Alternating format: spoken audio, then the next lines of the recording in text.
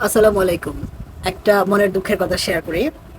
সেটা হচ্ছে মানুষ রাত জাগলে তাকে নাকি গাঞ্জুট্টির মতো দেখা যায়। আর আমি রাত জাগলে আমার এগুলা ফুইলা যায়। সবাই মনে করবে আমি অনেক খাই, হ্যাঁ আমি খাই। কিন্তু ২ বেলা। সকালে আমি কিছুই খাই না। শুধু দুপুরে একটু ভাত খাই। রাতে খুবই লাইট খাবার খাই। তারপরেও আমার এই অবস্থা শুধুমাত্র আমার রাতে ঘুম কম হয় বলে। কিছু মাস হলো আমি রাতে ঘুমাইতে পারতেছি না। তার ফলাফল হচ্ছে এগুলা। আর রাতে ঘুমাইতে পারতেছি না কারণ আমার দিনে পরিশ্রম কম হচ্ছে, শারীরিক পরিশ্রম কম হচ্ছে, আমি হাঁটি না, আমি একটু এক্সারসাইজ করি না, মানে কিছু মাস হলো আমি সম্পূর্ণ অফ রাখছি।